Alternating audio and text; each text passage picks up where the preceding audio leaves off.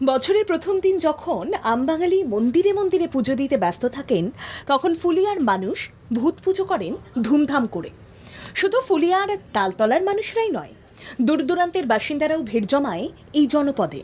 3 পুরুষ আগে বাংলাদেশের টাঙ্গাইল ব্রাহ্মণ কিশোর গ্রামে পূজিত হতো এই ভূত পুজো। বাংলাদেশ স্বাধীন হওয়ার পর সন্ন্যাসীরা ভারতে এসে নতুন করে শুরু করেন এই পুজো। মূলত এই পুজোর সঙ্গে তন্তুবাই সম্প্রদায়ের মানুষ যুক্ত। এই ভূত আসলে কবন্ধ বা নিষ্কন্তা, যার উল্লেখ রয়েছে রামায়ণে। প্রতি বছরই পয়লা বৈশাখে এইভাবে পুজো করা হয় বিশাল আকার মাটির তৈরি মুন্ডহীন ভূতকে। ফুলিয়া ছাড়াও শান্তিপুর, রানাঘাট, হাবিবপুরের বিপুল সংখ্যক নাগরিকরাও এই ভূত পুজো উপলক্ষে আয়োজিত গ্রামীণ মেলায় অংশ নেন।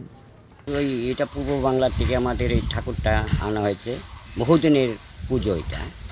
এটা আমাদের এখানে সব ওই দেশেরই লোক এই জায়গায় আছে, এইভাবেই পুজোটা হচ্ছে আর কি। এই ঠাকুরগুলো বাংলাদেশ থেকে আনা, আমরা ছোটোবেলা থেকে দেখে আসছি এখানে পুজো হয়। এটা ফুলিয়ার বুকে আর কি সবথেকে ভালো পুজো। 1950 থেকে 1952 সালের দেশভাগের পর বেশ কয়েকজন পূর্ব পাকিস্তানের মানুষ এই অঞ্চলে এসে বসতি স্থাপন করেন।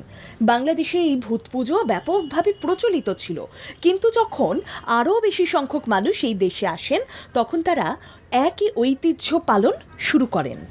আমরা পয়লা বৈশাখ হলেই আমরা ভাবি যে আমাদের একটা বছরের যেরকম অন্য পূজা, দুর্গা পূজা, সরস্বতী পূজা, লক্ষ্মী পূজা যেরকম আমরা একটা নিয়ম মেনে চলি, আমরাও কিন্তু এই পূজাটাকে আমরা আগের থেকে দীর্ঘ 40 বছর আগের থেকে আমরা এই পূজাটাকে ওই প্রথা অনুযায়ী আমরা মেনে আসি যে আমাদের এই পয়লা বৈশাখ দিনটা আসলে আমরা সারা দিন আনন্দের সহিত এখানে কাটাবো।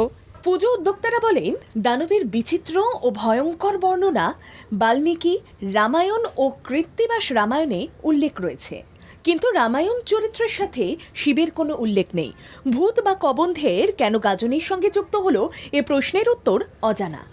12 ফুট চওড়া ও 2 ফুট উঁচু কাঁচা মাটি দিয়ে পাহাড় প্রমাণ বিশাল আকার মূর্তি মাটিতে শায়িত অবস্থায় তৈরি করা হয় পয়লা বৈশাখের সকাল থেকেই।